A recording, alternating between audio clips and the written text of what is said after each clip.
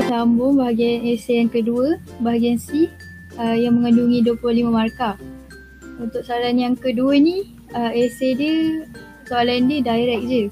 Iaitu pendidikan menjadi landasan yang paling berkesan untuk memperkukuh perpaduan antara kaum di negara ini. Huraikan.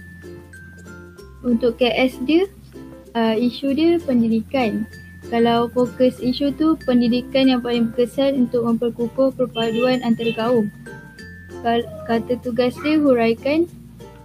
Lepas tu kata kombinasi jawapan dia 5+0. Disebabkan soalan ni dia punya kata tugas tu ada satu je, maksudnya kena bagi 5 isi lah. Macam tu. Sebab kata tugas dia kan huraikan. Jadi jawapan dia kena bagi 5 isi tentang pendidikan tu. Okey, slide seterusnya. Okey, untuk pendahuluan, kita boleh cakap dekat sini sistem pendidikan merupakan salah satu landasan yang paling penting dan berkesan untuk memperkukuhkan perpaduan antara kaum di negara ini. Perpaduan yang kukuh penting dalam sebuah negara. Untuk isi dia, saya ada bagi 6 isi yang jawapan ni lah. Tapi dalam esei kita boleh tulis 5 isi je. Sebab dia punya kombinasi jawapannya ada 5.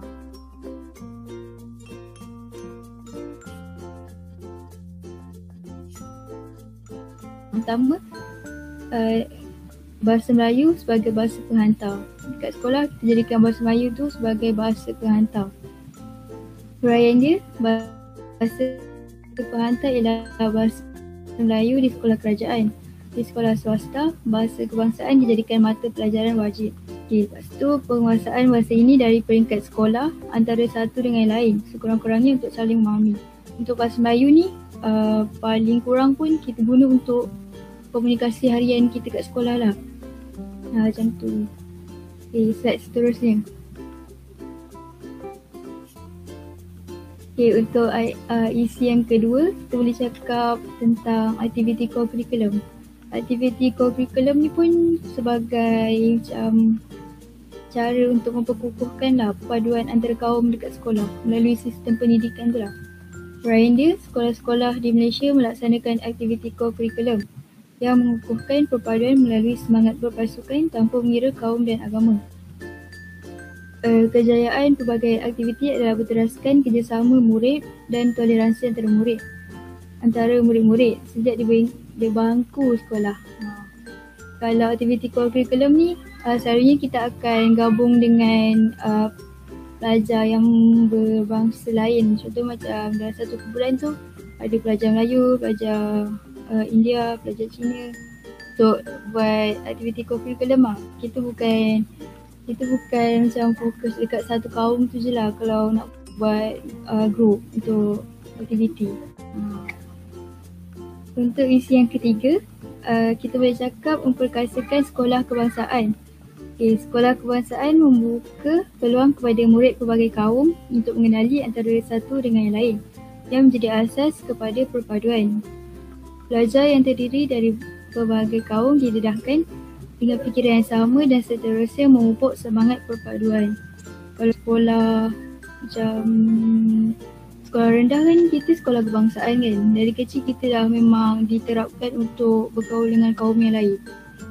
Itu untuk yang sekolah kebangsaan lah. Tapi kalau dia sekolah macam jenis kebangsaan tu, mungkin diorang akan diterapkan dengan macam kebaikannya dekat satu bahasa macam tu lah. Contoh macam sekolah jenis Tamil macam tu, diorang akan lebih kepada bangsa diorang lah.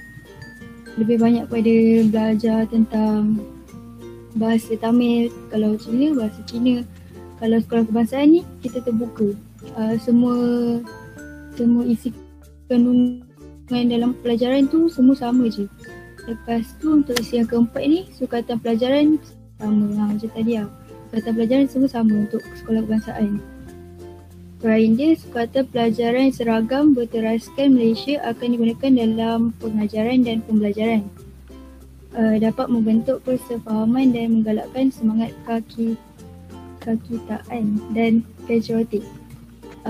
Kalau perkataan pelajaran yang sama ni, kita dapat pupuk perpaduan lah dalam tu, sebab kita macam tak ada membeza-bezakan semua kaum. Semua akan belajar yang sama dan dia akan jadi lebih adil lah untuk semua pelajar yang belajar dekat sekolah kebangsaan tu. Maksudnya tak ada yang kurang, tak ada yang lebih, kita akan belajar yang sama sahaja.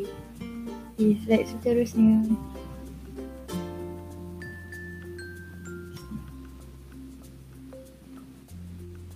Okay, isi yang kelima, penglibatan ibu bapa. Penglibatan ibu bapa dalam sistem pendidikan ni juga boleh memperkukuhkan perpaduan antar kaum. Okay, uraian dia, ibu bapa memberikan pandangan berkaitan dengan kesepaduan sosial. Okay, program saranan ibu bapa merupakan inisiatif untuk menyatukan setiap pihak berkepentingan termasuk ibu bapa dari melahirkan modal insan yang berkualiti global. Maksudnya galakan ibu bapa tu untuk biarkan anak-anak dia bergaul dengan kaum yang lain, buatkan kita macam dah terbiasa lah untuk bergaul dengan kaum lain. Maksudnya macam kita bukan racist lah, bukan macam nak kahwin dekat satu kaum je. Macam dalam kelas kita sendiri, kita ada kawan yang berbeza kaum macam Prashantini. Kita kawan je dengan semua orang. Maksudnya ibu bapa tu tak ada menghalang lah untuk bergaul dengan kaum yang lain. Macam tu. Lepas tu isi yang ke-6, ni isi tambahan lah.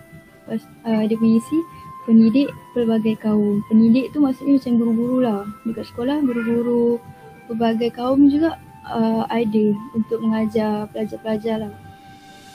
Huraian dia, guru yang berkhidmat di sekolah kebangsaan terdiri daripada pelbagai kaum. Mereka bekerjasama untuk membentuk model insan yang berkualiti tanpa mengira bangsa dan agama.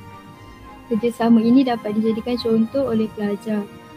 Okay, guru-guru ni dia menjadi contoh pada pelajar-pelajar untuk lebih bergaul lah dengan kaum lain.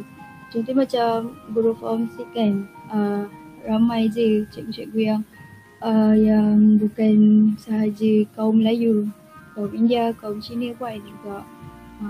Maksudnya kita bukan mengambil pendidik tu bukan hanya pada satu kaum. Kita open kepada kaum-kaum yang lain untuk memperkukuhkan lagi perpaduan di antara guru, antara pelajar dan orang lain, orang luar juga. Okay, kesimpulan kepada essay ni, semua pihak perlu memainkan peranan yang penting untuk memperkukuhkan perpaduan kaum di negara kita. Perpaduan yang kukuh juga secara tidak langsung akan membantu meyakinkan pihak lain yang berkepentingan untuk menjalinkan hubungan diplomatik dengan negara kita. Bila negara kita ni kita jaga perpaduan kaum tu, orang luar juga, negara luar juga akan pandang baik lah dekat negara kita, sebab dari segi perpaduan tu kita dah kuat lah. Macam tu. Itu sahaja. Sekian, terima kasih.